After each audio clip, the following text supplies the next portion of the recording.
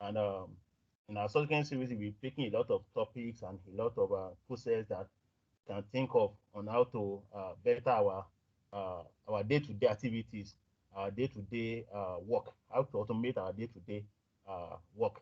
And like I said earlier, the webinar is all about innovation.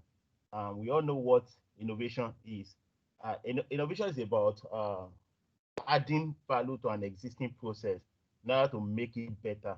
So I can give it that kind of a layman definition that, okay, maybe there is a system, there's a process in existence. Okay, how can I make this process smarter, better? How can I make it more value? So that's what innovation really is all about. And in the words of Jack Ma, that's the founder of Alibaba, he says that we cannot what? We cannot stop technology. We, the only thing we can do is to embrace it. So in this 21st century, I believe there is nothing we can do than to embrace technology. You can't say because smartphone looks costly to you, then you should be using all these old mobile phones. I mean, all these Nokia 3310 or and the likes. So, and as you can also see, we are like what stated on the flyer here, we are trying to leverage on the wave of the fourth industrial revolution. And we all know how this started. In the beginning, it started with Industry 1.0. And what is Industry 1.0 all about? We remember that those are the time that in the industries, all they could do is to employ manual labor. And so they only believe in, are you muscular? Are you fit for this job? So that was how everything were going then in the that's in the 17th and in the 18th century. So in the 20th century, there was Industry 2.0, and that was uh, introduction of what's it called steel and electricity to the industry. So then you could remember that some machines were actually produced then, and those machines can actually use electricity to work and make the process faster. So in the industry 3.0, if you can recollect, that was the time that uh, electrical and computer technology now emerged. And then we started seeing a lot of computerized system. I started seeing a lot of electrical system. Now, 21st century, we're in the age of Industry 4.0. And what Industry 4.0 is all about is about taking our current digital system to a new level, to a higher level. Like now, the whole world is going on smart water metering, there is smart production, smart manufacturing, smart cities, smart everything, smart systems, smartphones. So everything in life now is going on smart. Like the introduction of IoT, WP, that's CPS, that's cyber physical system, IoT, Internet of Things. Nowadays, we see some of our phone, like people using Apple phone, they can actually activate their Siri. People using Android can activate their Google Assistant and the likes. So the whole world is moving. So and we also have to, adopt this change. We have to embrace this change rather, and make sure that we can be able to automate our own everyday life, can be able to make our everyday life smarter than we had before.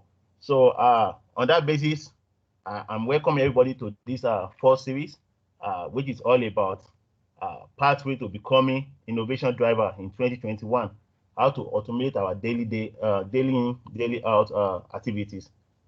Thank you. So next slide. Okay. So for today, I would like you to meet our speaker in person of Mr. Olaiwaju Oyinboke. Mr. Olaiwaju Oyinboke is a data scientist. He's a first-class graduate of statistics from the prestigious University of Ilorin. He's a business intelligence analyst and a power platform evangelist with over 4 years of industry experience, which cut across education, fintech, insurance, and the likes. He's passionate about fixing the technical skill gap needed to accelerate Africa growth. Olaiwaju is a co-founder of Capacity Nigeria, an edutech hub committed to driving digital literacy in Africa. So on this basis, he is a certified Microsoft trainer with more than 8 relevant Microsoft certifications. So, ladies and gentlemen, I would like to welcome Mr. Olaiwaju to the to take over from here to put us through on what innovation is all about. Thank you very much. Wow, thank you so much, Scholar Theorem. And I am so glad for the opportunity given to me to present or to show us something today. Dear respected scholars, I'm so happy to be here and I appreciate the platform, the ISF platform. Before I move on, I would just like to let you know that two things are going to happen. Number one, we are recording this session for a replay. And the second one is I'm going to mute everyone in such a way that you cannot unmute yourself just for until we get to the session where you want to maybe ask questions. And the reason is just to control, the distractions. But if you have anything to ask, Scholatorium will be moderating through the meeting chat option. You should just drop the question. They can then call my attention to it. I can then unmute that person or respond to that particular question. Before I do that, can I just confirm that you can hear and see me right now?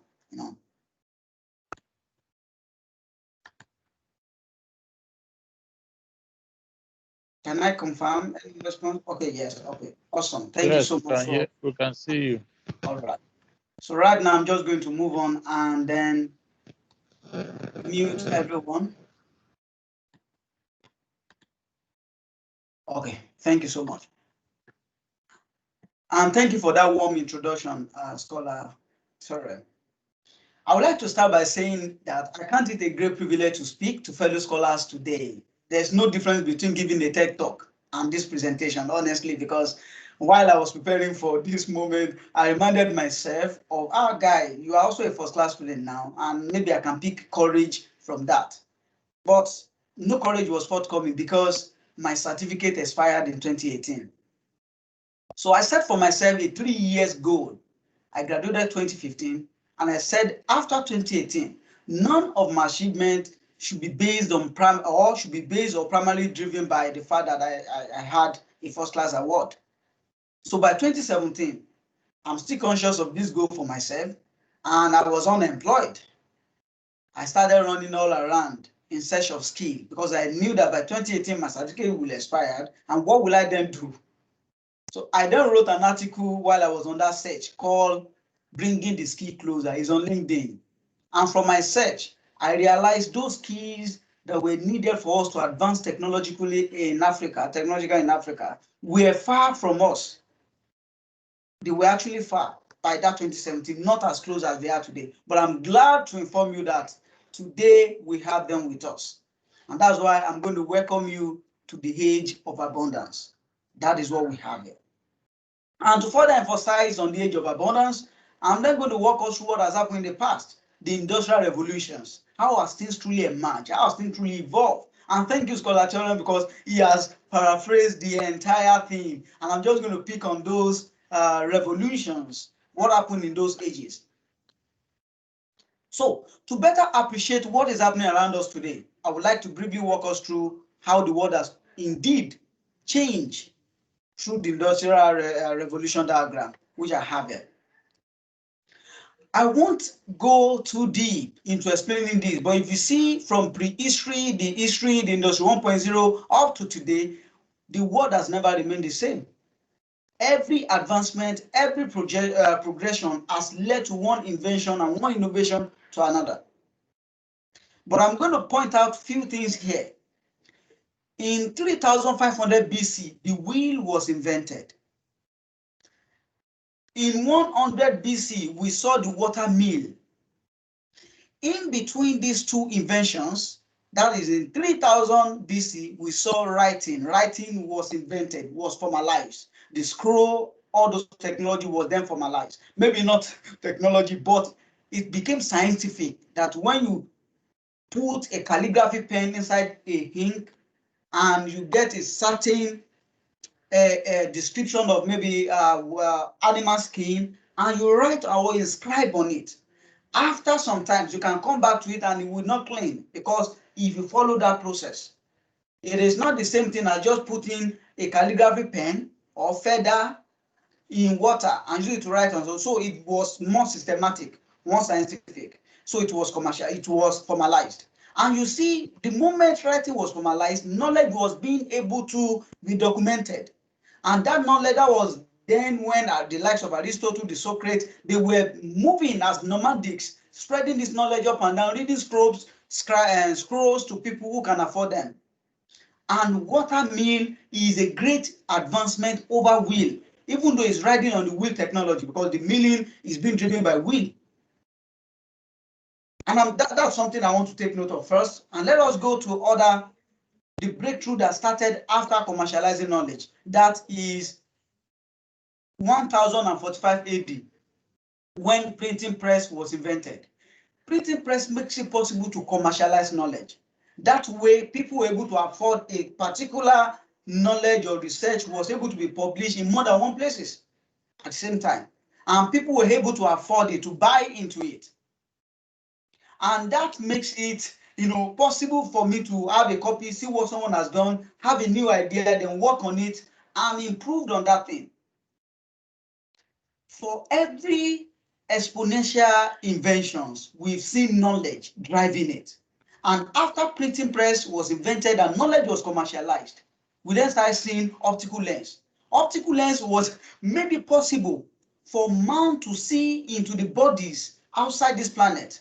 Through optical lens, the telescope and the rest was invented, and men were able to see that there's a planetary body, there's a lot outside where we are. And that bettered the dream that is becoming naturalized today. Everything you see Elon Musk trying to do, accomplish through SpaceX, I want to go to the Mars, started when the optical lens was invented, which was largely driven by commercialization of knowledge. We then see over and over again Industry 1.0, 2, 3, and today, which is the age of automation, machine learning, robotics, autonomous system, call them any name, age of data. But all that we have now was based on the inventions of the past. But I see another trend. I see another wave. Africa has suffered a lot, and this is where the passion is coming from. Africa has suffered a lot throughout this industrial revolution. One success or a success in one form of in one industrial revolution leads to success in another, or imparts the success in another. Today, Nigeria is not enjoying anything on mass production because we've not even been able to solve the problem of mechanization. If you've been to factory, reproduction line, motor, car manufacturing, you see robots automating, autonomous robots working on those systems. And this thing has been in use for several years. Total, BMW, the rest of those cars, they've been using this autonomous system several years. Because that was not solved, because we do not have any form of mechanization in Nigeria, it was difficult for us to enjoy mass production.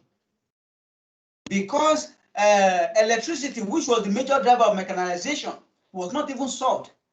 There's no way we could enjoy mass production. There's no way we could enjoy ICT. All we just have today is overspilling. We're just, what has been enjoyed for several years is what Africa is just getting to, enjoy. Henry Ford had his great moment through the first and the second industrial revolution. He said, if men were asked what they wanted, they would have said, give us a faster horse. Why did they say that? The speech is not complete until you know the story, including the psychological thinking of man.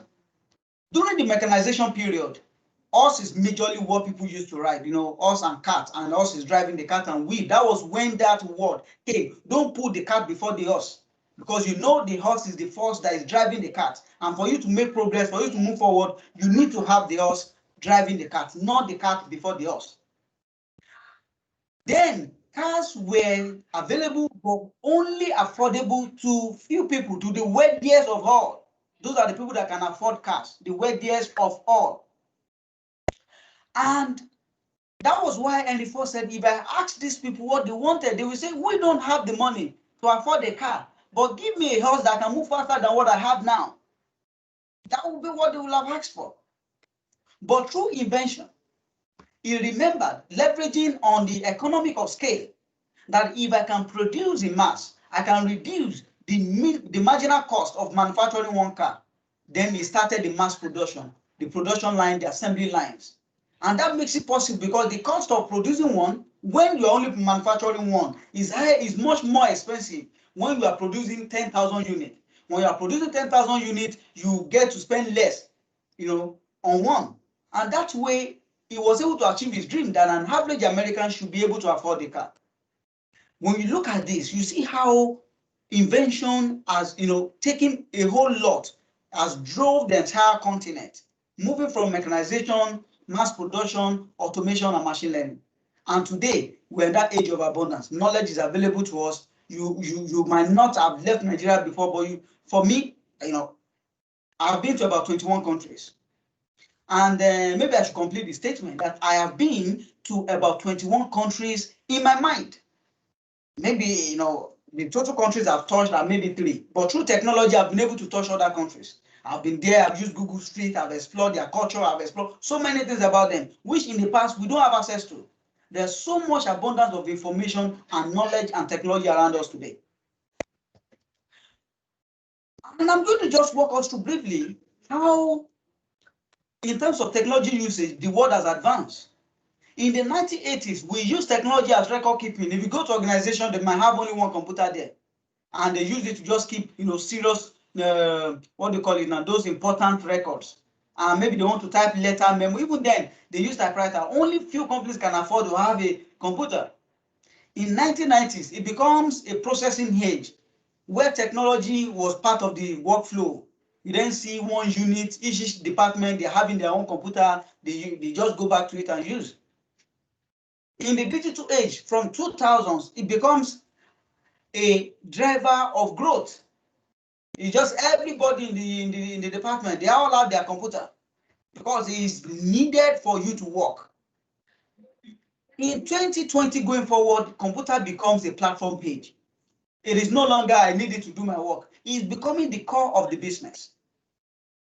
Meaning that every company should first become a technology company that is now selling whatsoever you are primarily selling.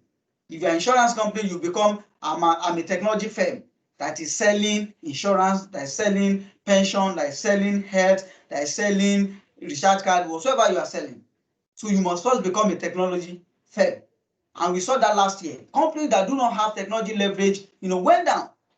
It is only those who have afforded themselves a technology leverage, who have a website, who have a contact online, who people can interact with their product online. So they are first a technology firm. And those that were able to bounce back, companies now, they are looking. That's why Africa is hungry for innovation, hungry for something that can help them to make breakthrough. And that is where you come in. That's where you actually come in. Let's look at these few things that's going to happen in the next 5 years, because when you look into the future, it will definitely help you to live in the future and then benefit today. The COVID-19 made a great impact, and I believe personally that it does us a good and bad. There is a good part of COVID-19, there's the bad part. So we all know the bad part. But what are the good things there? Number one, it made remote working much more prominent. And through remote working, someone in Africa now can then work for people in the US. It is now normalized. That you can be in Africa, you can be in Ekiti State, you can be in Oyo State, and be working for people outside the country and earn in that currency, improving your earning power, earning strength. In the past, it's very difficult, but now they know that most people are comfortable working from home, and companies are even embracing it more than before. And they're looking for more skills. Africa is always that place that they will go to. It has been predicted that in the next 4 years, by 2025, there's going to be 500 million new applications that's going to be built. 500 million new applications, which is more than all the applications that have been built in the past 40 years. Why? Because both internal and external facing application, everybody is just trying to adapt to technology now. So if you have any application you can bring that will help me solve my challenges, they will embrace it. Internally, for internal customers or for external, a lot of people are turning their side to applications. They're trying to build an application to drive their solutions. Like Theorem said, IoT, smart devices, everything, these things are connecting to applications and telemetries. These are data flying all around us today. Because there's going to be 500 million new applications, it has also been projected that in the same space of 4 years, there's going to be 149 million new jobs, which are IT and digital related. New jobs. And the Western world is highly saturized. A lot. People just want to be doing something and they want to keep doing it. And therefore, they are not meeting their skills demand. When you come to Africa and you employ someone who is a data scientist, you see the person doing the work of a whole department. He's the one to build the model, he's the one to engineer he's the one to train the model, he's the one to deploy. Meanwhile, when you're in the Western world, you have machine learning, data engineer, data scientist, machine learning engineer, all these people working together. But in Nigeria, you see one person doing all those things. So that makes you more valuable. You have more skills. Then they are looking forward to Africa. Africa is going to be next pool of talent. That's where they will reach out to. So if you meet the skill demand, you are definitely going to grow and benefit. And that's the wave that the fourth industrial revolution is setting for us. That without leaving Africa, you can earn more and live a better life because you possess the right skill. We see the mission to Mars. Elon Musk has promised us that by 2024, he's going to embark on the first mission to Mars. He's building a big city in Mars. This thing is possible and it's achievable. And he said Mars economy is going to run on cryptocurrency and it's going to be a free world. So nothing like US Federation. If you run there, if you're able to afford and go to Mars, you can live your life freely. No historical record of maybe you've committed a criminal offense before this and that, or someone is banning you from travel. No, everything is there. And when you see all these predictions, you then see that there is room for growth and reward for innovation.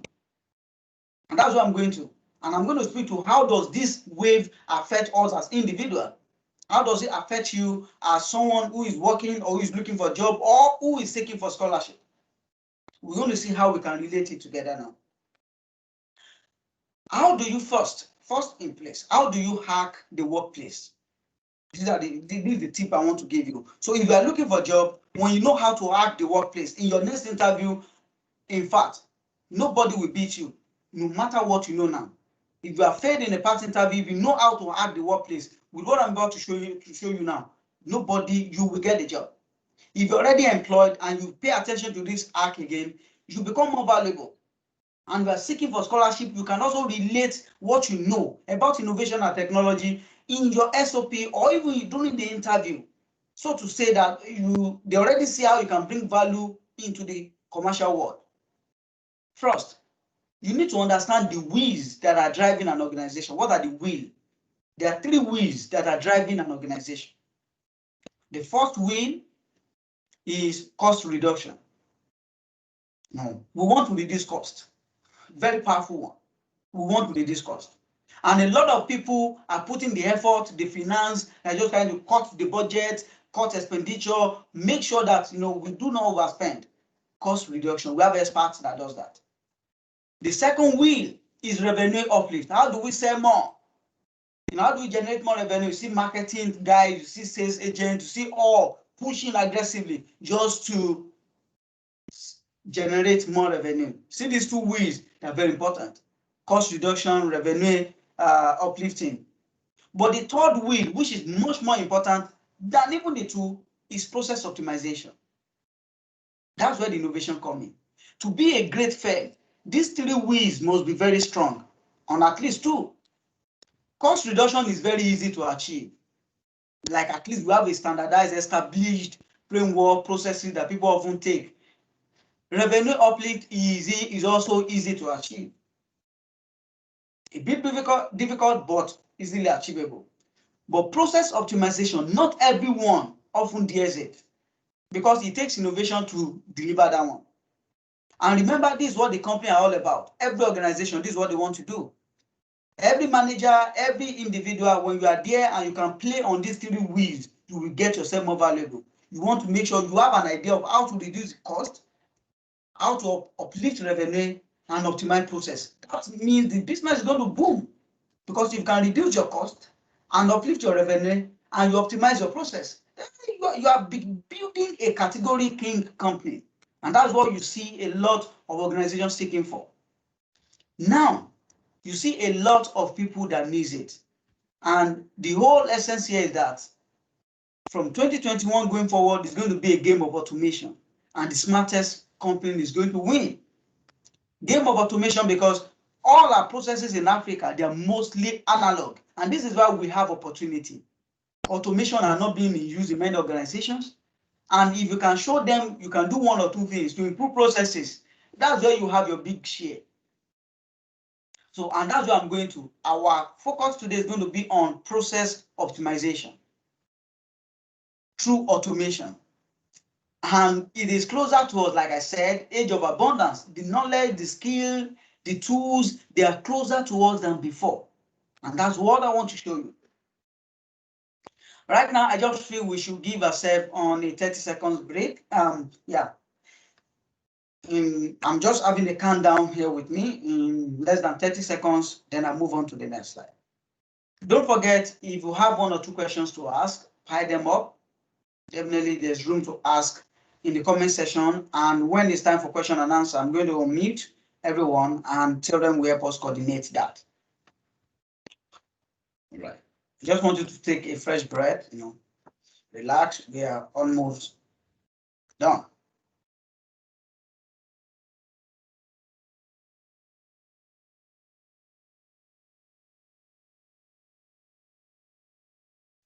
All right, so we're going to move on to the next slide.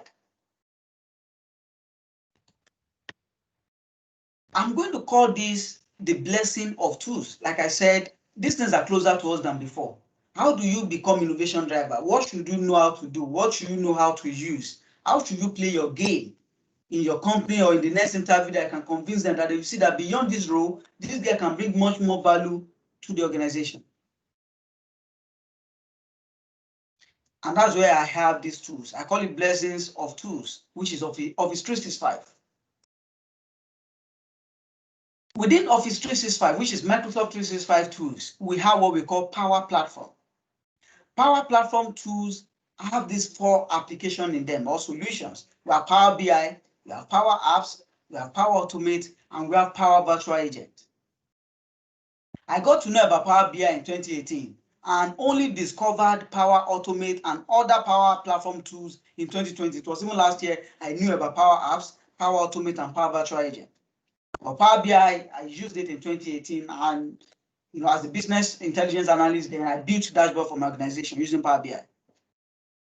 The focus in this class is going to be on Power Automate, which is the one for process automation.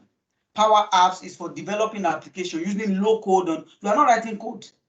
If you can work with ISF functions, you can build an app in Power Apps. Through drag and drop, you are dragging, you are designing things, and it's into production almost immediately. Power Virtual Agent is for building chatbots. But look at it. Power BI, yes, but the reason why I'm focusing on Power Automate is I have a success story around this. My name was the most mentioned at AXA Nigeria last year. When you go to meetings, people always mention my name. Because whatever they want to discuss, they will always mention my name because of the things I've done through Power Automate. There are other applications that are going to support you within the Office 365 ecosystem, which we have the OneDrive, the Microsoft Forms, Excel Online, SharePoint, and the rest. We're going to focus on how you can leverage on these tools. But let me put it this way. Microsoft 365, just like Office 365, renamed to Microsoft 365. Once you subscribe, you have access to several applications and tools that help you to drive productivity at workplace. And recently, they have a new product or solution called Power Platform. And these are the 4 applications that are there. You can see the name Power, Power, Power. All of them have the power. Power Platform is going to be the future of workplace automation. If you're in a workplace, the future of automation in workplace, the tools is going to be Power Platform. Because when you have Office 365 license, you already have access to Power Apps and Power Automate. And these 2 things are game changer. Let me walk us through some use cases. How do you apply Power Automate to automate processes in the workplace? And these use cases, you can mention them in your next interview, or you can take them to your organization you are working with. In your next interview, you can just tell them, with Power Automate, I can do this. And it's not difficult, to be very honest. For example, the use cases that I have here. First, employee check-in or appraisal process. As the world continued to embrace remote working, I've been working from home since March 2020, and until now still working from home. Our mode of appraisal is now different. As the world continued to embrace remote working and possibly an hybrid approach, something like phygital, physical and digital, that's what we call phygital. Maybe you go to work 2 times in a week or 3 times in a week and you work from home 2 times. It's still a phygital model. As the world embraces this, there's a need for us to also adapt our business process to this reality. When it comes to managing productivity within an organization, you need to be able to do frequent check-in. And with Power Platform tools, take for example the Power Automate, you can create a process like that. Just have a Microsoft form that talks about what's your target for this month, what have you achieved, and what is your difficulties. And when someone feels it, automatically it routes it to the manager, and the manager see, okay, this is what this guy is facing. And within email or wherever application, the manager can then just type his response. Okay, I have seen that you tried, or maybe focus on this, well done. Whatever the response is, the manager will pass it within email, and you get to receive the response, the feedback. And within email, you also respond and say, thank you, I'll take note of that. And you consent and you submit. And HR at the back end, they see the solution. Okay, they are able to see, monthly it's a way to drive productivity. If you wait to the end of the year before you start doing appraisal, that's you can lose value. But on monthly basis, just do a frequent check-in, and you are filling the form on monthly, you're able to see how you are improving and organizational productivity. If your organization is not doing this today, this is an idea that don't just bring it as an idea, be empowered with that tool. Know how to just create that simple solution. Talk to your manager that this thing can help us to be more effective. Before you know what is there, they will embrace it and you become that person that is more valuable to the organization. It doesn't take, within 20 minutes, you can do this thing I'm talking about. And I'm going to show us how we get it done. Second thing here, we have regulatory training. In organization, or you work in a financial institution, there might be some training that is compulsory.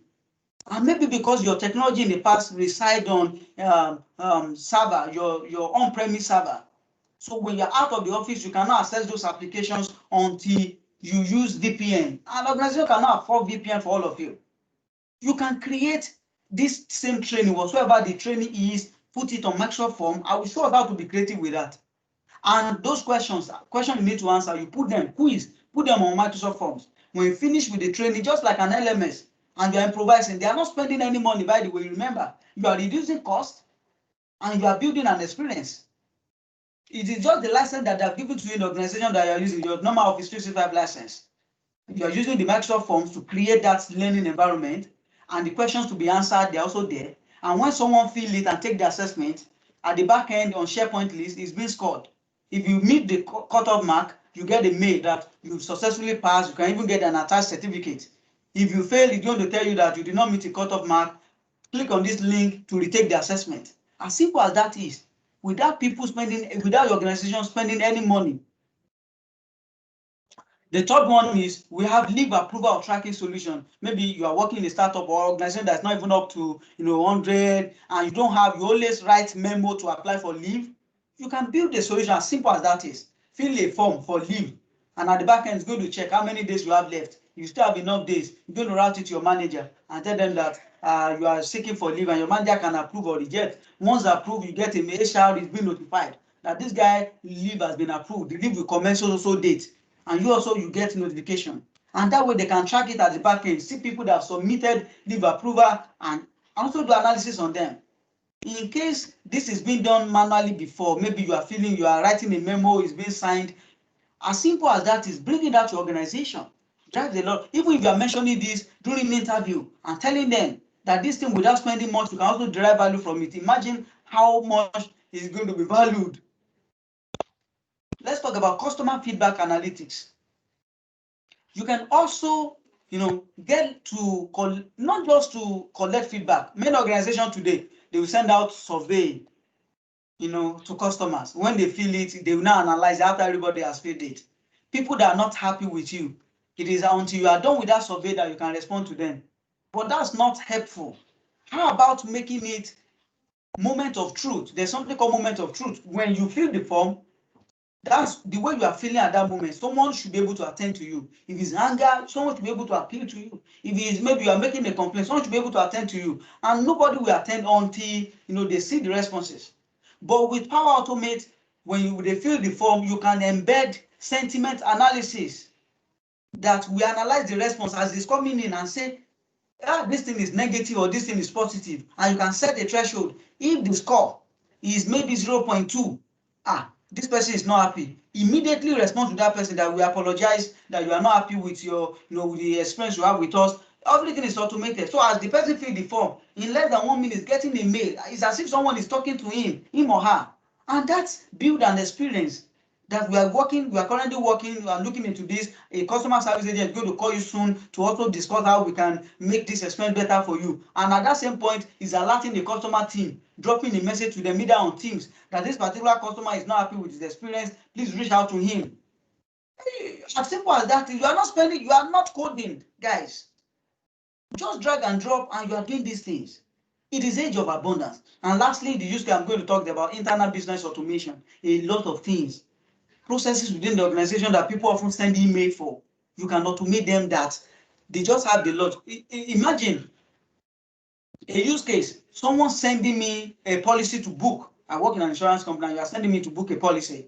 And you send an email to me every time because you are agent, you are on feed. You send email to me every time, send different attachments via email. And all of them are sending it to me via email. My email is getting logged. And sometimes the document you are sending are not complete.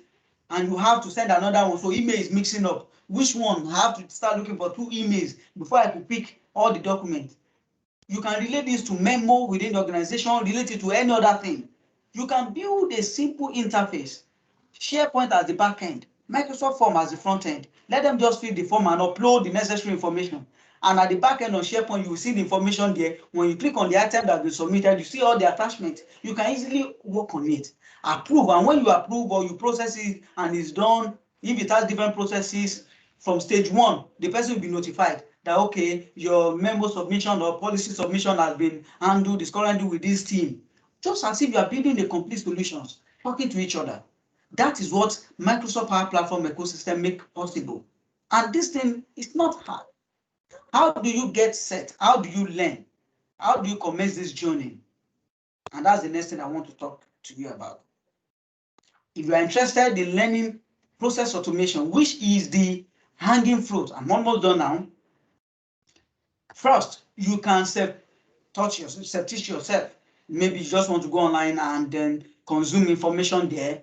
Maybe on YouTube, you'll just be checking video or take courses online. Yes, and I'm also going to advise that you check my YouTube channel. I have learning resources on this channel on this process automation. Power Platform, the beginner video, how to commence, and then everything are there. But other alternatives is if you want to learn with the community, you want to learn and see how people build solutions. And I want to encourage you that the approach you should use to be these 2 models. As you are learning on yourself, belong to a community. There's also learning. I also have a community for that, which is called Power Night Registration. The goal of Power Night is that twice in a month, 12 a.m. to 1:15 a.m. midnight on Wednesday, we want to be meeting. And our meeting here is to solve a business use case. We are not meeting to teach. Take, for example, today we want to create HR, maybe leave approval solution. And that's what we want to do. Then we come together. Within that 1 hour, we will build it. So you can go back to organization and build it. The video is recorded. You can watch it again and build it. This registration started 3 or 4 days ago, and we have over almost 300 people have registered across 7, was it 7 as the last time, I think, across 9 countries.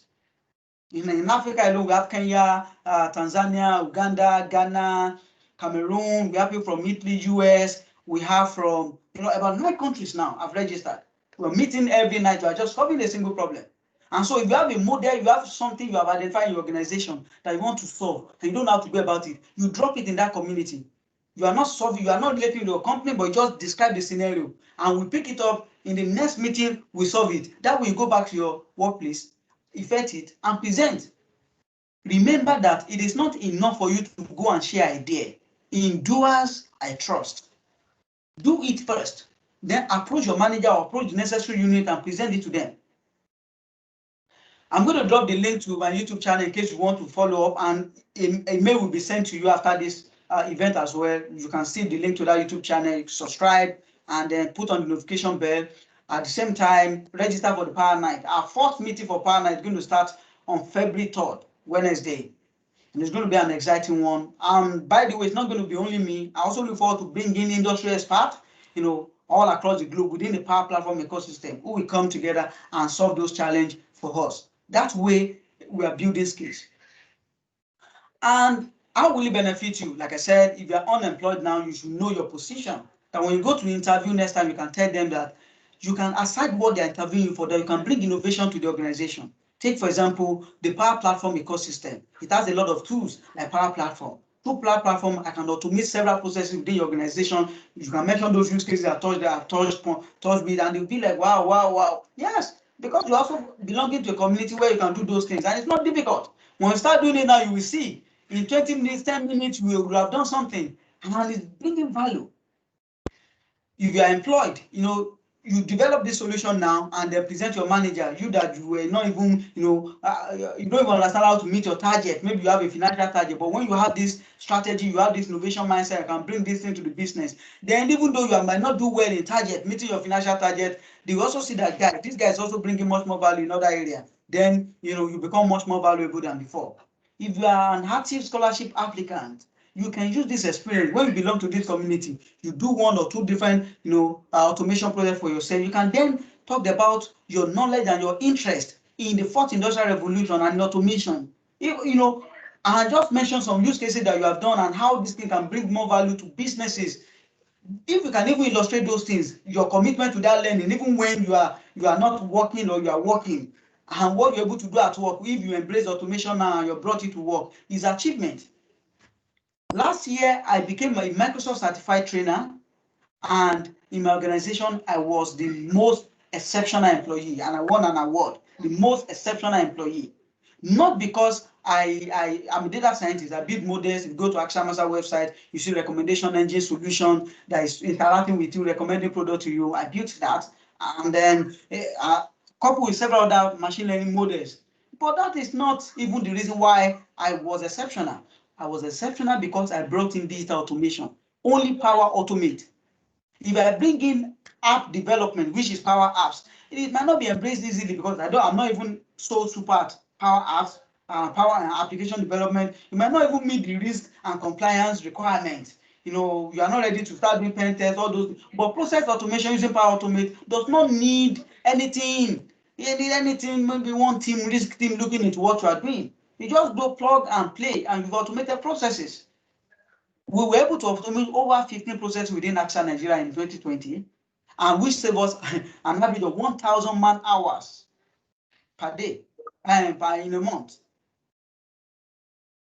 Awesome. Questions are already dropping. 1,000 hours in a month. And then this year now we are looking at even robotic process automation, RPA, which is very close. RPA is also within Power Automate. You can use it if you have the license. All right. Thank you so much, guys. I'm done. And it is time to take questions. I see questions are already dropping. Time to take questions now and address. Thank you so much for the audience.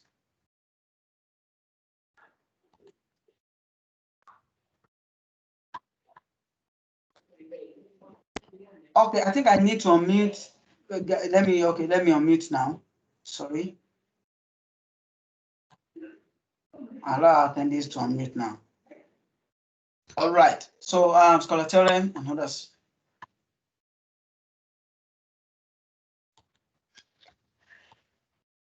You're on mute, Scholar Theorem. Like personally, you need to unmute.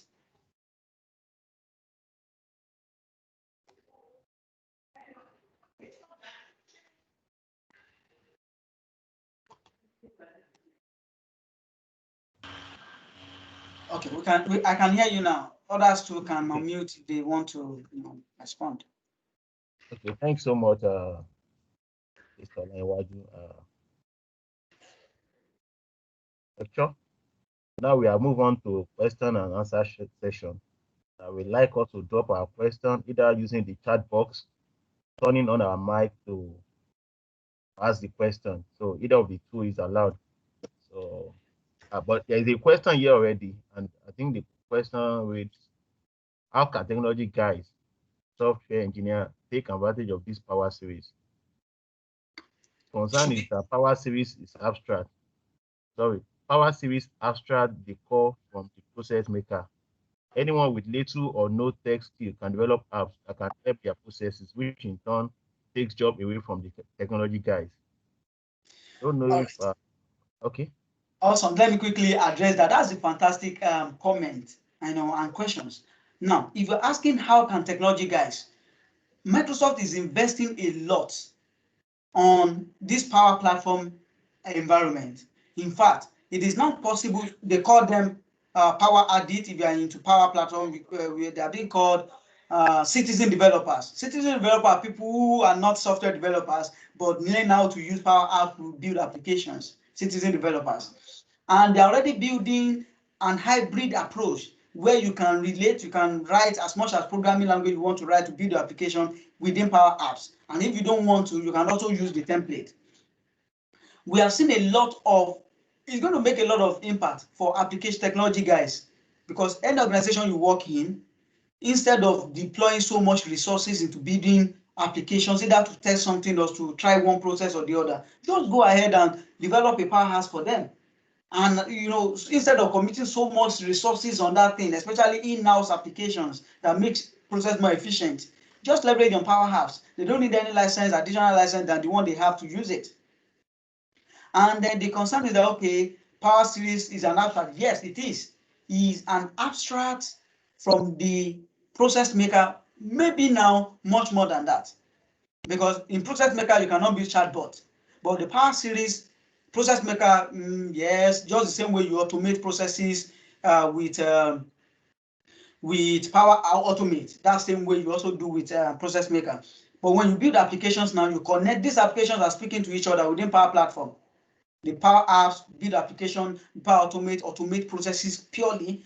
Power Virtual Agent is building chatbot and is making it live. The chatbot has intelligence in itself. It can even recommend questions that people are asking that you're not addressing well, giving you analytics. And once you deploy it under 10 minutes, if you can, let's just say you train it under 2 hours, you're able to put your questions and train. You can integrate it immediately to websites, to applications, and several other things.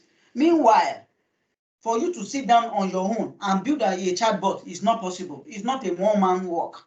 It's a team. Technology is involved. Infrastructure is involved. Core developers are involved. And the future is, we see this skill being democratized in the future.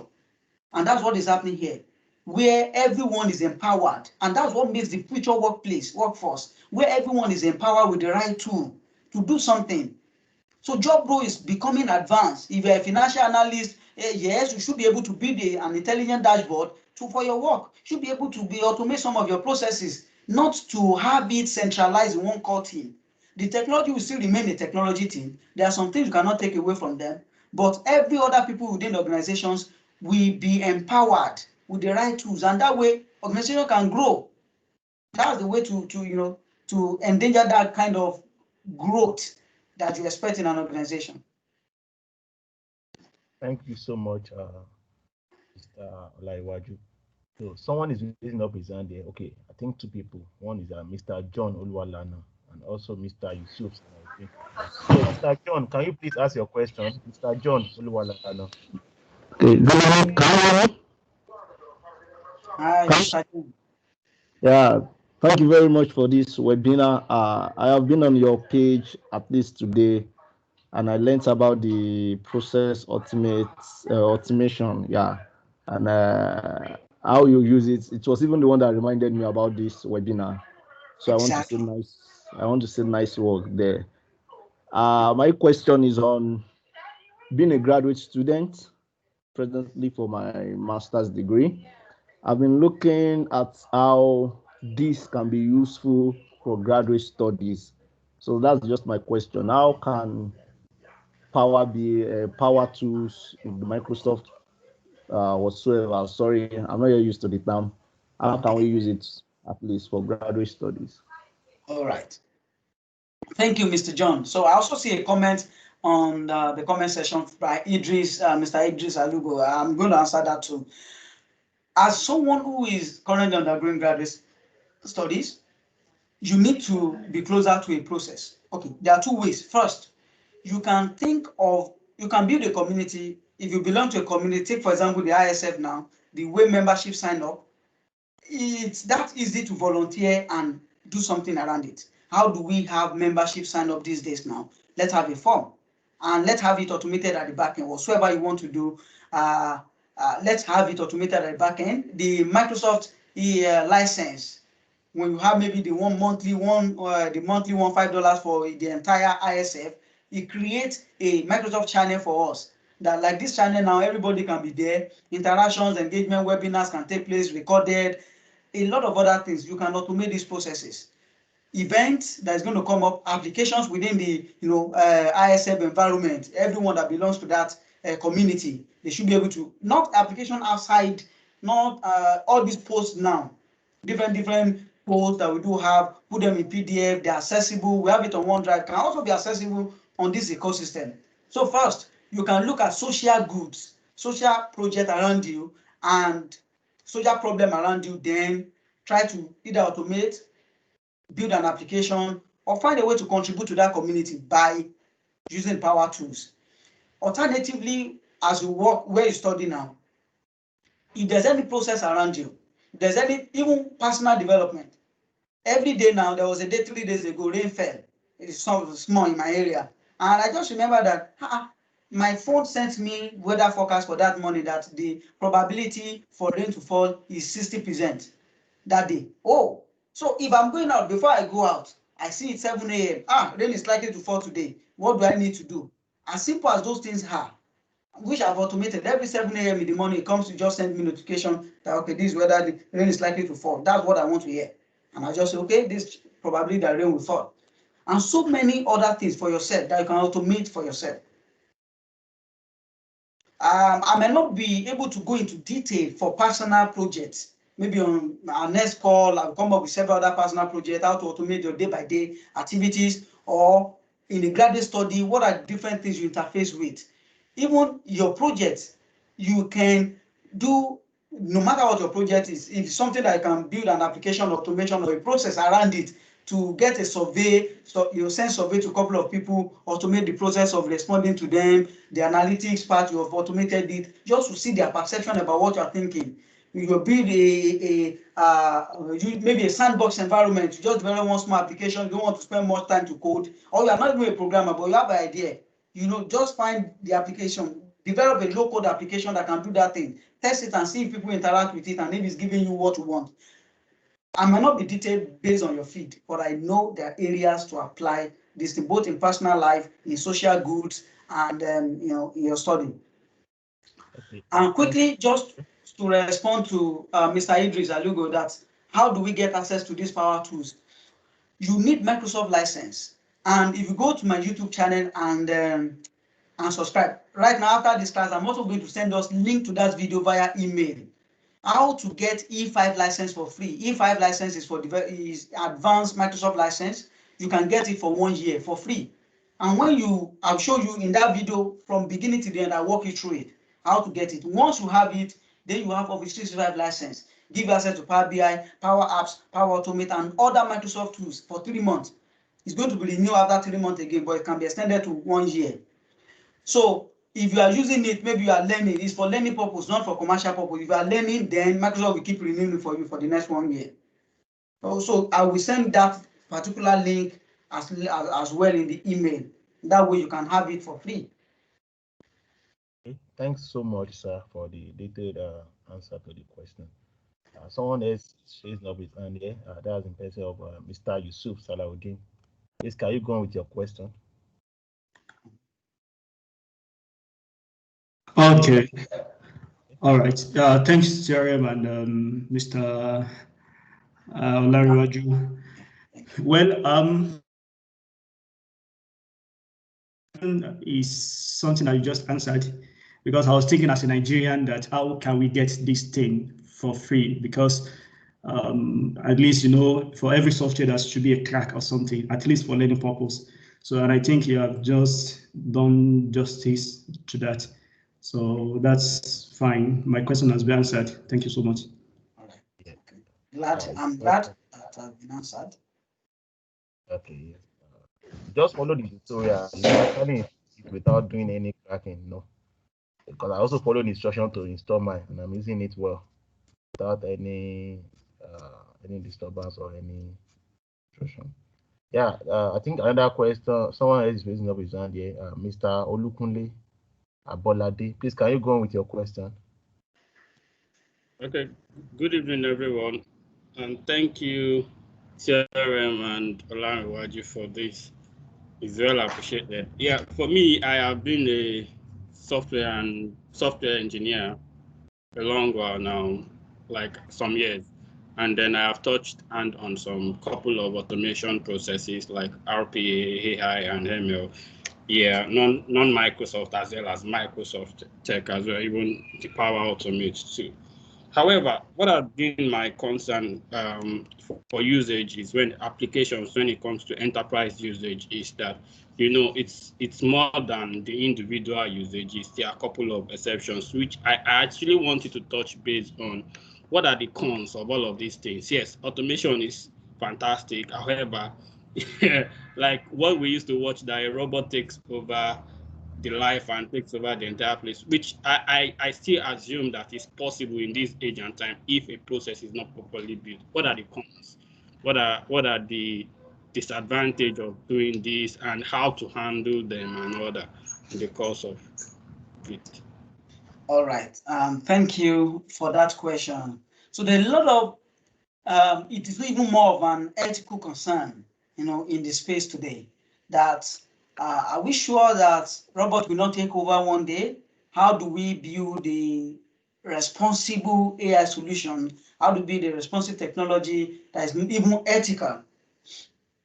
And if you bring it back to workplace, let me look at the cons. The cons of Power Automate or this automation thing. Two things are likely going to come up. When I introduce this to my organization, I made sure I first showed them the value. And immediately I showed them the value, and they said, okay, let's do this. We want to use it for checking. We want to use it for this. I told them, I'm not going to build it now. Let us get a central account. So Office 365 is easier. They just create a Office 365 account. So every automation project is being done on that account. If anybody leaves the organization, the solution remains within the organization. So if I use it with my account, if I created those solutions with my account, the day I leave the organization and they deleted my Office 365 account, is all the solution connected to that automation, they are gone. But because there's a dedicated account, either you leave or not, it's there. They keep running on it. So that way I'm able to, avert the risk of, not building a sustainable solution. One. Number two is technology feel attacked, because I'm not in tech. I'm in data management office. And then just bringing solution all of a sudden, something that have been requested for them for over 3, 5, 7 months, that has been on queue, that they've not attended to because they said so much on us, all of a sudden, just for that, told those 10 things on queue, 4 of them have gone out, and people have said that they find alternative way to solve it. And again, people are now mentioning the name of these guys every time. Despite the fact that they too, they are working, it becomes a sort of attack. What's happening here? So how do we it is by collaboration. So what I then did was to collaborate more than one teams to avert that as well. Collaborate technology, collaborate with business analysts, collaborate with learning and development, and that makes it possible. Okay, we did it together, but they still know who did it. But of course, we shared the praise, and that's pacified technology. And then within the organization as well, there are, if you start using Power Automate today, there are a couple of things you need advanced license for. Maybe you need a license for. Take, for example, the RPA. And I believe Power Platform is still having the most cheapest and the most affordable RPA solution. If you use Blue Prism, you are having license of maybe $30,000 per year, or some as high as $100,000 per year, which is effective. I watched a video of Elon Musk's factory, how they are coupling the cars, everything. Even I was just mesmerized. When you see how robots bring unattended process automation, coupling a car together, bringing the seat, fitting the driving side, fitting, how did they even know? How did they see? Those things just get me fascinated. But when you say that with $500 per month, you can also do unattended RPA for the organization, meaning you are not attending to the process. All of a sudden, a robot take up your system and then open the application, what you would have opened before, go and book a policy, punch some things, everything you need to do. The robot will do it on your PR, and you are not there, you are not doing anything. And you're able to get that on a license of $500 per month. It's a big win. So when it comes to the age of singularity, where everything comes together and AI becomes a threat, we all see that coming, but we cannot say because of it we will stop innovating or we will not embrace the technology. We will embrace while finding the way to mitigate the risk, and that is where responsible AI comes in. How do we build AI solution that is not having a total control of himself, that we have something to say, it is not by ours, all those things. Once we are building solutions that are more responsible, then we can limit the effect or the impact of the impact that AI can bring in terms of disadvantage of AI solutions. I'm not sure if I'm able to answer your questions, right? Yes, you actually answered it, right? And thank you for that. Okay. Thanks so much. Okay, I think okay. Last question for today. Question goes as: can the power apps be used to build an app that can connect buyers and sellers in real estate to transact business? And which of the power apps can serve this purpose? Thank you. Okay. Depending on the complexity of your model and solution, they are called Power Platform, and within Power Platform we have Power Automate, Power Apps, Power BI, and Power Virtual Agent. The Power Apps is for building application, and it's going to be the one to attend to you. That's the one that will solve this problem. Of course, if you mean an aggregated environment, if that's what you mean, an aggregation where buyers can come there, sellers can come there for the real estate, yes, you can even do a demo of that.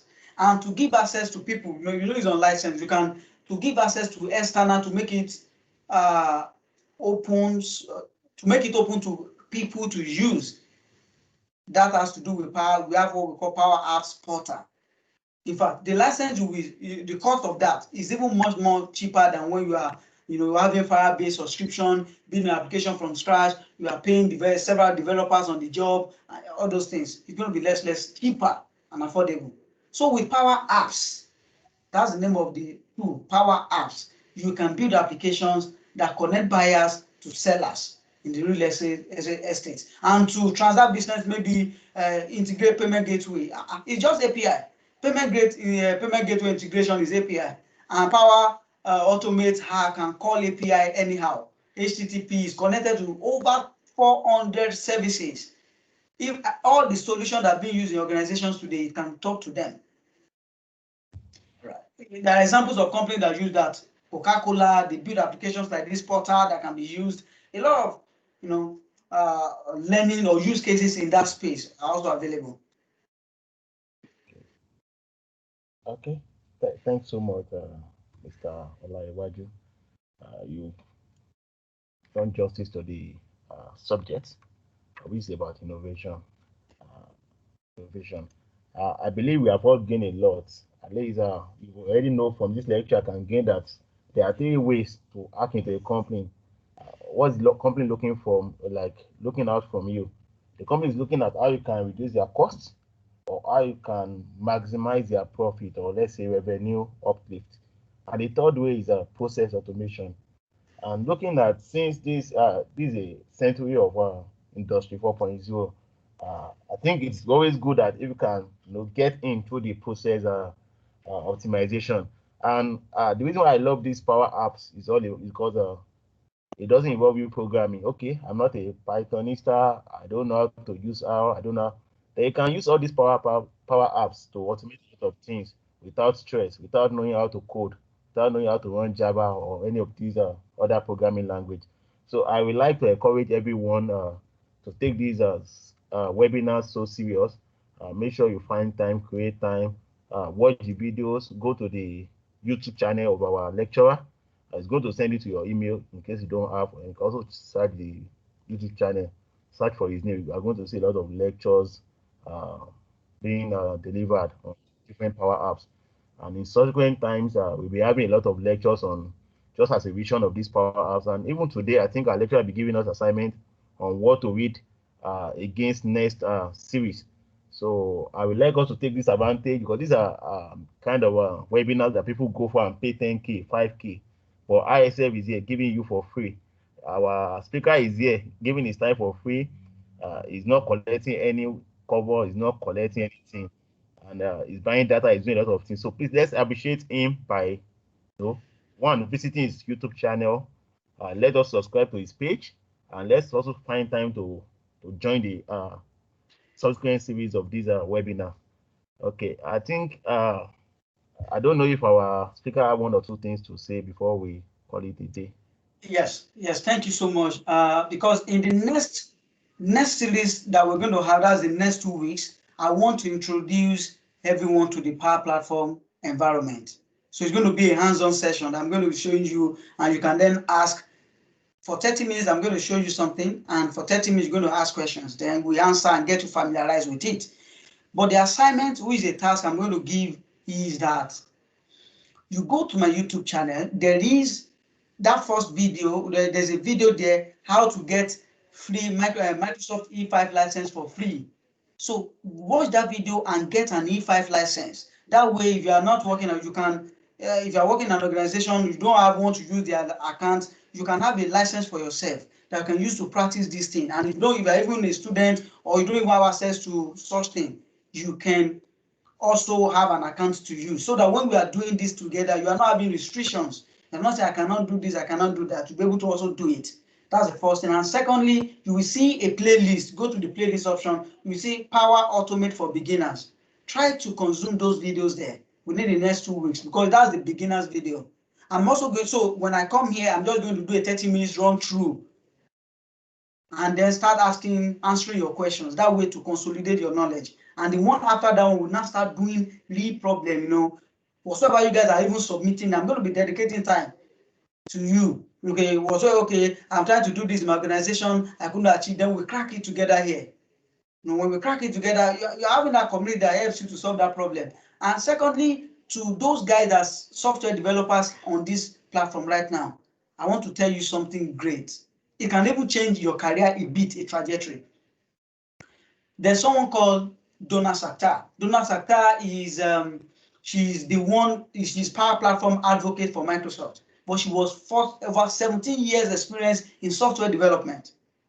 All of a sudden, she became a Power Platform advocate for Microsoft.